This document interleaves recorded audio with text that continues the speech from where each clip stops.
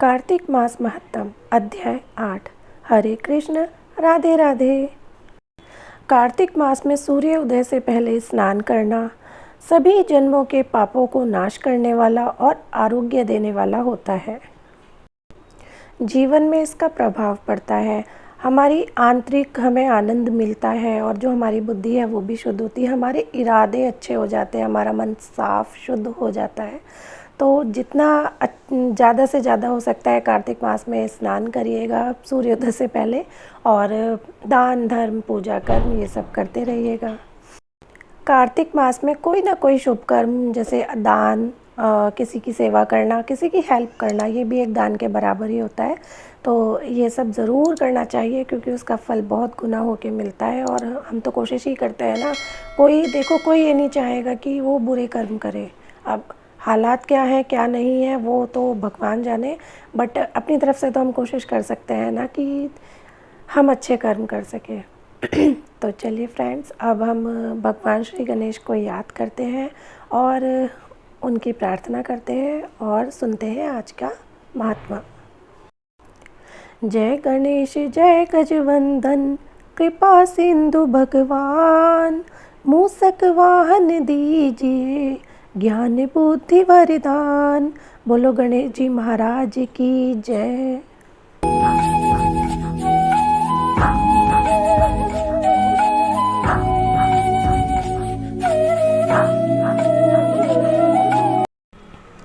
जालंधर की राजधानी की यात्रा का वर्णन करते हुए देव ऋषि नारद जी ने कहा, हे राजा पृथु, जालंधर ने वहाँ पहुँचने पर हमारा बहुत आदर सत्कार किया। वह भक्ति भाव और श्रद्धा से हमारा पूजन करके विनती करने लगा, महाराज कहिए आपका आगमन किस अभिप्राय से हुआ है और मेरे लिए क्या आज्ञा है। हमने कहा, दैत्यराज, मैं कैलाश पर्वत पर गया था। वहाँ शिवजी और पार्वती जी का वैभव देखकर मैं चकित रह गया।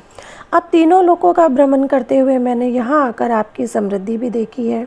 आपकी और शिवजी की समृद्धि व वैभव में किसी प्रकार का कोई अंतर नज़र नहीं आता, परंतु तुम्हारा वैभव स्त्री रहित है। कामदेव के शत्रु, शरीर पर भस्म लेपन करने वाले वीतरागी शिवजी के पास स्त्री रत्न के रूप में पार्वती जी हैं।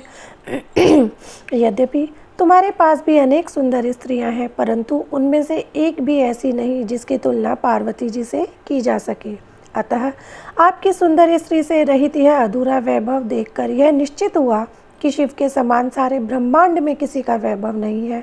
उनके पास पार्वती के रूप में ऐसी अनुपम स्त्री है जिसको देखकर ब्रह्मा जी ने अनेक अप्सराएं रची, परंतु एक भी पार्वती जी के समान नहीं बन सकी। नारद जी ने आगे राजा पृथु से कहा, हे राजन, मैं तो केवल इतनी बात कहकर वहाँ से चला आया, परंतु पार्वती जी की अपूर्व सुंदरता की बात सुनकर जालंधर कामदेव के ज्वर से पीड़ित हो गया। उसने उसी समय राहु को बुलाकर कहा कि तुम अभी कैलाश पर्वत पर जाकर शिव को हमारी आज्ञा सुनाओ। तुम शिव से कहना कि हे त्रिलोकी के राजा, अति पराक्रमी जालंधर ने आज्ञा दी है कि 3 लोक के नाथ और सब रत्नों के स्वामी जालंधर के होते हुए तुम शमशानवासी तथा नरमुंडों की माला धारण करने वाले जटाजूटधारी अवधूत के पास पार्वती जैसी परम सुंदर स्त्री शोभा नहीं देती। तीनों लोकों का स्वामी होने के कारण सभी रत्नों पर मेरा अधिकार है। क्योंकि पार्वती स्त्री रूप में रत्न है, अतः वह मेरे पास ही शोभित हो सकती है। दैत्यराज जालंधर की आज्ञा पाकर राहु उसी समय चंद्रमा के समान उज्ज्वल कैलाश पर्वत पर जा पहुंचा और अपनी भयानक दृष्टि से दैदीप्यमान कैलाश पर्वत को काला कर दिया। तब भगवान शिव के द्वारपाल नंदी द्वारा शिव के सन्मुख उपस्थित किए जाने पर राहु ने दैत्यराज जालंधर की उपरोक्त आज्ञा सुना दी। राहु की यह बात सुनते ही भगवान शिव की दोनों भ्रुकुटियाँ कमान के समान तन गई। उनकी बाहों से एक अति भयंकर पुरुष उत्पन्न हुआ जो सिंह के समान मुंह वाला था। उसके लाल लाल अग्नि के समान विकराल नेत्र थे और उसके सारे शरीर पर बड़े बड़े बाल खड़े हुए थे। उत्पन्न होते ही वह भयंकर मनुष्य विकराल मुख फैलाकर राहु को खा जाने के लिए आगे बढ़ा। अब तो राहु भयभीत होकर कहने लगा, हे देवों के देव महादेव जी, एक तो मैं ब्राह्मण हूँ, दूसरे दूत के रूप में आया हूँ, अतः आप कृपा करके मुझे मत मारिए। राहु की यह बात सुनकर भगवान शंकर ने उसको आकाश में फेंक दिया। तब वह भयंकर पुरुष शिवजी के पास आया और अत्यंत विनीत स्वर में बोला, मैं भूखा हूँ, कृपा करके मुझे कुछ खाने को दीजिए। तब शिवजी ने कहा, तुम अपने हाथ पैरों को खाओ। शिवजी की आज्ञा पाते ही वह अपने हाथ और पैरों सहित सारे धड़ को खा गया। जब केवल मुख ही शेष बचा तब भगवान शंकर ने प्रसन्न होकर कहा, तुमने मेरी आज्ञा का पालन किया है, इसलिए तुम्हारा नाम कीर्ति मुख प्रसिद्ध होगा और आज से मैं तुम्हें अपना द्वारपाल नियुक्त करता हूँ। पहले पूजा तुम्हारी होगी, उसके बाद में हमारी। तुम्हारी पूजा के बिना हमारी पूजा निष्फल ही रहेगी। उधर शिवजी द्वारा आकाश में फेंका गया राहु बर्बर देश में जाकर गिरा। राहु की ऐसी दशा सुनकर जलंधर अत्यंत क्रोधित हुआ और शिवजी से लड़ने हेतु दैत्यों की 1 करोड़ सेना लेकर अपने पुर से बाहर निकला। इसी समय उसने सामने से एक आंख वाले दैत्य गुरु शुक्राचार्य और अंग भंग राहु को आते देखा। इसके अतिरिक्त और भी अनेक अपशगुन हुए, परंतु उन्हें देखकर भी वह रुका नहीं। वह अपार दैत्य सेना सारे आकाश में बादलों की भांति छा गई। जब देवताओं ने दैत्यराज जलंधर को अपार सेना सहित कैलाश पर्वत पर चढ़ाई करते देखा तो चुपचाप इसकी सूचना शिवजी को दी। खबर पाते ही शिवजी महाराज ने विष्णु भगवान का स्मरण किया और भगवान विष्णु स्मरण करते ही उपस्थित हो गए। शिवजी ने भगवान विष्णु से कहा, हे नारायण, देवताओं को पीड़ा देने वाले इस महादैत्य को आपने क्यों नहीं मारा? इतना ही नहीं, आप स्वयं श्री लक्ष्मी सहित उसके घर में विराजमान हो गए। आखिर इसका क्या कारण है? तब विष्णु भगवान ने उत्तर दिया, हे शिवजी, यह महादैत्य आपके अंश से उत्पन्न हुआ है और लक्ष्मी जी का भाई है, इसी कारण हमने उसको नहीं मारा है। अस्तु, यह महादैत्य आप ही के हाथ से मारा जाएगा। भगवान विष्णु की यह बात सुनकर शिवजी ने कहा, यह तेजस्वी दैत्य हमसे भी ऐसे ही नहीं मारा जाएगा, अतएव इसको मारने के लिए आप इतना तेज देने की कृपा कीजिए। शिवजी के वचन सुनकर श्री विष्णु भगवान सहित समस्त देवताओं ने अपना अपना तेज शिवजी को दिया। तत्पश्चात शिवजी महाराज उस तेज को इकट्ठा करके ज्वालामाली सुदर्शन चक्र और एक वज्र बनाकर जलंधर से युद्ध करने के लिए तैयार हुए। शिवजी के भूतगणों की सेना में समस्त देवतागण भी सम्मिलित हो गए। उधर जलंधर अपनी सेना सहित कैलाश के समीप जा पहुंचा और इधर कीर्तिमुख और नंदी आदि समस्त गण तथा देवताओं की सेना भी युद्ध के दौरान के मैदान में आ डटी। देवताओं और जलंधर की सेना में ऐसा घोर संग्राम हुआ कि समस्त भूमंडल कंपायमान हो गया। युद्ध के मैदान में जितने दैत्य मरते, दैत्य गुरु शुक्राचार्यों ने अपनी संजीवनी विद्या से जीवित कर देते थे।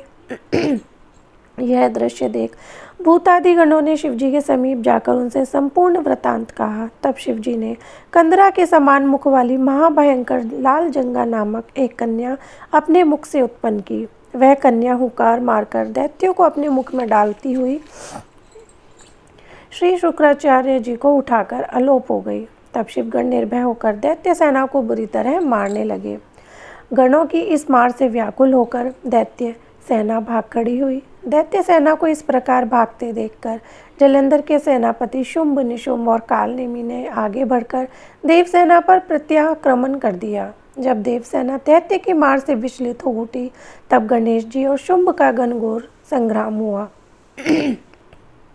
दैत्यों को पराजित होते देख जलंधर स्वयं युद्ध क्षेत्र में आया।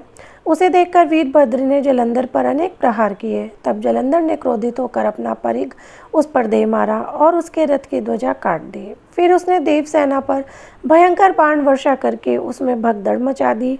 अपनी सेना की यह दशा देखकर स्वयं शिवजी नंदी पर सवार होकर युद्ध क्षेत्र में आए और उन्होंने तीव्र बाण की वर्षा प्रारंभ कर दी। शिवजी के प्रहारों से दैत्य सेना इस प्रकार भागने लगी जैसे कार्तिक मास के व्रत से पाप समूह भाग जाते हैं। उसी समय शिवजी ने अपने बाणों से खड्ग रोमा का सिर काटकर पृथ्वी पर गिरा दिया। इसके पश्चात ज्यों ही जलंधर आगे बढ़ा, शिवजी ने उसके रथ के घोड़ों और तथा सारथी को मार गिराया। तब जलंधर खड्ग हाथ में लेकर पैदल ही शिवजी की ओर दौड़ा। शिवजी ने तत्क्षण आगे बढ़कर एक मुक्का उसकी छाती में मारा, जिससे जलंधर अचेत हो गया। जब जलंधर ने देखा कि शिवजी अजय है तो उसने गंधर्व माया रची। गंधर्व तथा अप्सराएं युद्ध क्षेत्र में नृत्य और गायन करने लगी। शिवजी भी इस माया में फंसकर नाचने और गाने लगे। शिवजी को इस माया में फंसा हुआ देखकर जलंधर महादेव जी का रूप धारण करके पार्वती जी के पास गया और उनका सुंदर रूप देखकर काममंद हो उठा। पार्वती जी शिवजी को आया देखकर खड़ी हो गई, परंतु ही इस राक्षसी माया को पहचानकर वहां से अंतर्ध्यान हो गए। तब निराश जलंधर पुनः युद्ध क्षेत्र में आ गया।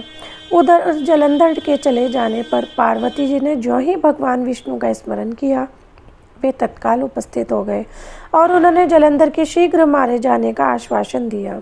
भगवान विष्णु विचार करने लगे कि जलंधर ने स्वयं ही अपनी मृत्यु का रास्ता बता दिया है।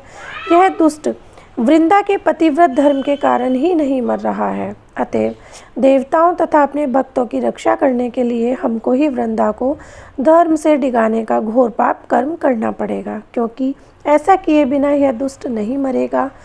इतनी ही देर में शिवजी भी राक्षसी माया से मुक्त हो गए और जलंधर को आया देखकर उस पर बाण वर्षा करने लगे। इति 8वां अध्याय समाप्तम। तो फ्रेंड्स, अब मैं मिलती हूँ आपसे कल एक नए अध्याय के साथ। जाने से पहले बस हमेशा की तरह एक यही अनुरोध, यही विनती करना चाहूँगी कि अगर आपको मेरी वीडियो अच्छी लगती है तो उसको लाइक करो और अपने फ्रेंड्स एंड फैमिली के साथ शेयर ज़रूर से करो, क्योंकि कार्तिक मास महत्तम के जो ये अध्याय और जो ये महात्म्य सुनने से जो पुण्य फल मिलता है, जो सुनने वाले को भी मिलता है और सुनाने वाले को भी मिलता है, तो हम दोनों क्यों ना वो पुण्य फल कमाएँ। तो कार्तिक मास महत्तम का जो ये अध्याय है, आप प्लीज़ ये वीडियो आप लाइक करो और अपने फ्रेंड्स और फैमिली के साथ शेयर ज़रूर से करो। भैया सनातन धर्म है, जितना प्रचार प्रसार जितना फैलाएंगे उतना ही हमारे लिए भी अच्छा ही है। तो इसके बाद जो है, अगर आप मेरे चैनल पर नए हैं तो प्लीज़ मेरे चैनल को सब्सक्राइब करो, उसके साथ जो बेल आइकन है उसको प्रेस करना बिल्कुल ना भूलें। और अब मैं मिलती हूँ आपसे कल एक नए अध्याय के साथ। तब तक के लिए हरे कृष्ण, राधे राधे। बोलो विष्णु भगवान की जय, बोलो लक्ष्मी मैया की जय, बोलो कार्तिक के ठाकुर की जय।